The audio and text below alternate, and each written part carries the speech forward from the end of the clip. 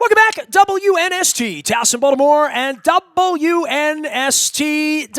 It is basketball season around here, and I talk to this guy sometimes even in football season about things basketball. You know what? I like coaches, and this guy calls himself an ex-coach out on Twitter, but once a coach, always a coach. Former college basketball player and coach, and a TV and radio analyst for all things Terrapins and Terrapin hoops.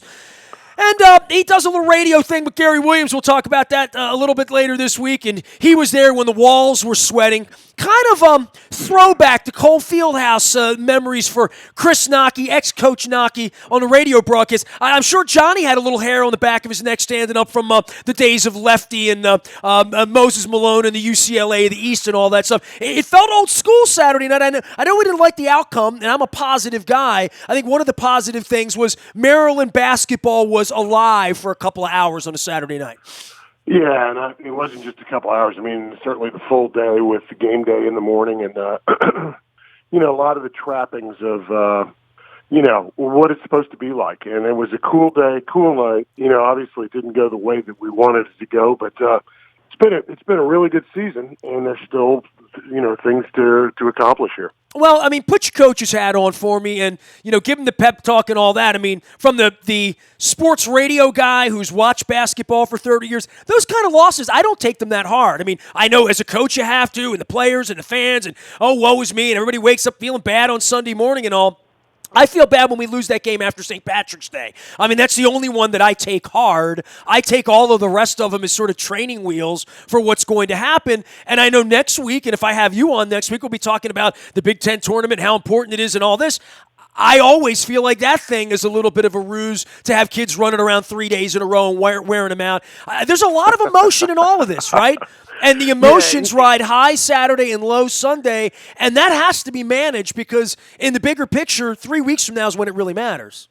Yeah, and the thing that stings about it, as I think you're kind of getting to, the thing that stings about it is the fact that you've just got so many eyes on that game, But in the scheme of things, the fact that you're still one game up on the competition with 2 games to go in the best conference in America.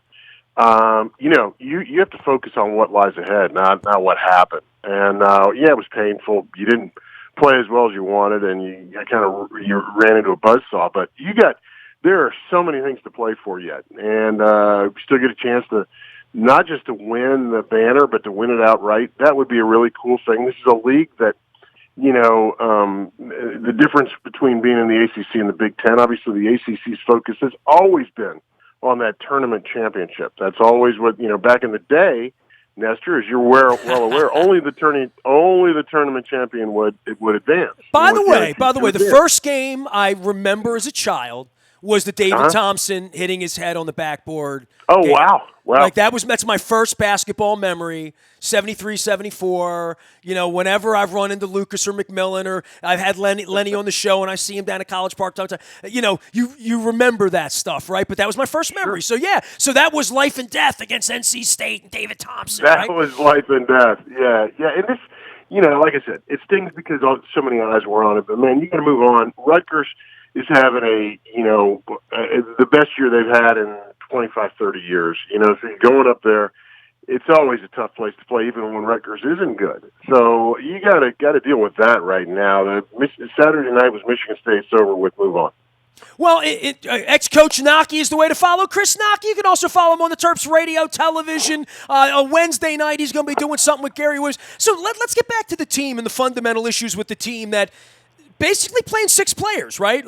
I think as a coach, you'd like to have some depth. You'd like to be able to give away some fouls. You'd like to be able to give some guys a breather and get their legs back in the second half. If we go through Melo Trimble's career in 38 minutes a game and the better players that have come through and, he didn't have Diamond Stone long. You got to drive him while you got him, right? I mean, it's sort of the same thing with Sticks at this point as we're getting down. But there is only so much oxygen in the room, and there's only so many fouls to give, and there's only so many minutes in the game. The depth is the question for the team right now, and whether that will become a factor at some point later on. Yeah, and I don't. Yeah, I would agree with you. I mean, the one guy that I would really worry about more than anybody is Anthony Cowan, of course, who to this point in time, seems as tireless as anybody who ever wore a Maryland uniform. He just plays and plays and plays and plays. But the numbers will tell you that, he appears to have hit a little bit of a wall, and yet you don't know whether that's fatigue or whether it's just the fact that he's being face guarded for 40 minutes every time he gets on the court. Obviously the scouting report is out. These teams have played 18 Big Ten games now, so the book has been written on all these guys, and Anthony's just a guy who's got a guy in his hip pocket everywhere he goes. So fatigue may be an issue, Nestor, may not. I think we're going to really see what's going on here down this last week of the season.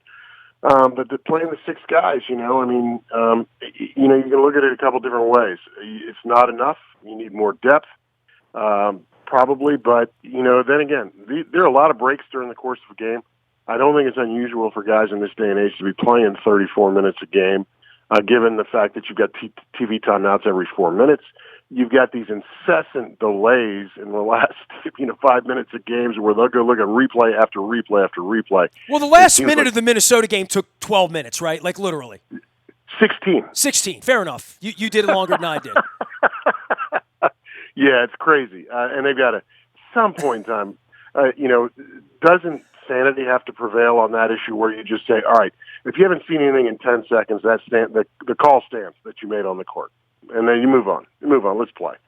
Chris Knoche joining us here, talking all things Terrapins. And, Maryland, we're all behind you this week. Rutgers, Michigan, and then next week. The Big Ten tournament and the 1 seed, the mystery of the 1 seed and where that is. And obviously, that's sort of the thing got lost Saturday night was the notion of that now becomes a little bit more like the brass ring. And in chasing that thing, it would probably take 5 straight victories in the next 12 days, right? Like literally in order to make that happen, right?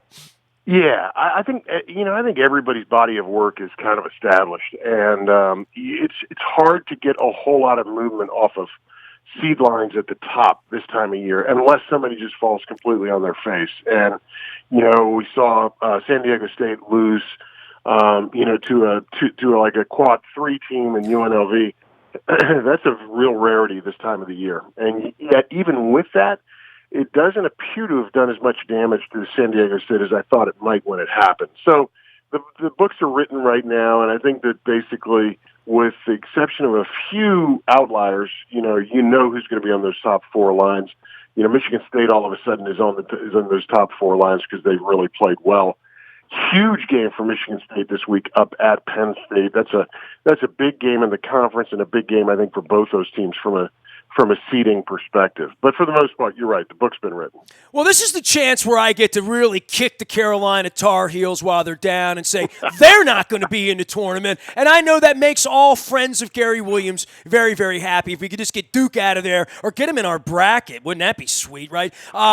Maybe, maybe not. I don't know. It depends on how you feel about it. I think every Maryland fan wants to see them roll out against Duke at some point, even if it winds up, costing you sinking the ship. You don't mind it going down. Just give us that one left hook, give us a chance. You got Gary out this week, and you told me before we went on the air how old Gary is, and I'm thinking, when does he turn 60, Gary? Well, if you've seen him, he looks phenomenal. I was with him socially a little bit this weekend, and he's coming up on birthday number 75 on Wednesday, and you would never guess it, spending time Gary with him. Gary turned 75! Oh, my God! Yeah. Wow. Yeah. All right. Hard Keep going. but at any rate, we get a chance to celebrate him a little bit on Sunday night. We're live at Tommy Joe's in Bethesda, on Norfolk Avenue in Bethesda from 7 to 8. And we're gonna play a little This Is Your Life for Gary, but he's not gonna want much of that, Nestor. We're gonna talk hoops. It's March, and there's a lot going on. He is one of those guys that even though he hasn't been coaching for a long time, he is up watching games late night and games of any kind. He has no problem texting you at 1 in the morning talking about the NBA game that's on. So there's a lot going on. I get a chance to spend an hour with him, and it's a blast. Jimmy Patsos will be with us as well. Oh, Patsos is coming now. All of a sudden, I got to check the schedule. Hold on, stop everything. Wednesday, March 4th, Tommy Joe's. I've never heard of Tommy Joe's. I'm not from Bethesda. I have spent some time in Bethesda, Chevy Chase area, but this is outside the Beltway, inside the Beltway. Where are we here? It's inside the Beltway, right off of Old Georgetown Road, and it's a great bar restaurant right in the thick of Bethesda. It's a big time, and we get a nice crowd in there. It'll be a party in there on Wednesday night. Nice. Well, I tell you what. Well, I'm going to try to, on behalf of, if Jimmy Patsos, if it means I get to see him, and you, of course, I will consider coming down for that. And of course, you can follow ex-coach Knoche out on Twitter. So big picture for the Terps and big picture for what looks perfect to you other than cutting down the Nets in Atlanta a month from ago. I mean, we're up on a month from now, right? I mean, it's T-minus, here we are. What would be a good pathway? What's the search here of perfection when the brackets come out 2 weeks from now? Well, short-term goal is I want to be a Big Ten champion. I want to get that regular season championship. I would agree with one of the things you said earlier that the tournament, while it'd be cool to win a 3-day tournament, to win the conference championship, regular season championship, really is a testament to get to a team that can survive a 20-game grind. That's a hell of a thing. And then moving on to the NCAA tournament, obviously you want the highest seed possible. Terps are kind of solidly on that 2 line right now. I'm totally good with that. If I don't know that there's a whole lot of quantitative difference necessarily between the 1 and the 2. I'd love to be in a situation where Maryland fans can attend, whether you're going to Greensboro, whether you're going to Madison Square Garden, something like that. That would be fantastic. And then, these are all, it's a 1-game deal. You got to put it together individually, game by game. And I think this team is built for it. I think they've got a lot of playmakers. They're comfortable with each other. They're used to winning, which I think is a big part of this. And I can kind of like where they're at right now. I recognize they've lost 2 of 3, but it's a tough league, man. Big picture, they're 13-6 in the league, 13-5, I guess, something like that. 13-5 is what it is. And I like where they are. I think they'll be just fine. I'm rolling out my Pizza John's Maryland gear here. I've got my Sporticulture. My pal Court sent me a Maryland Terps magma lamp here that has gold. Sweet. Yeah, it has gold magma in it. Sort of like the shoes were Saturday. By the way, you're an old fart like me. What do you make of those Dayglow green pajamas they were wearing and these gold shoes? I mean, have you caught that young guy fever with these fashion statements? No, I haven't, but I was interested. It looked like Michigan State had almost greenish socks they were wearing, and I can't believe you could let them win when they're wearing that. They should lose for walk fashion. Yeah. There should be a fashion loss when they walk out on the court. I hear you, man. We're both old. What can I say? We'll see you at Tommy Joe's down in Bethesda on Wednesday. Chris, thanks for always coming on, man. I appreciate you, Coach. Anytime, Nestor. Thanks, man. Coach Knoche joining us here. He's ex-coach Knoche.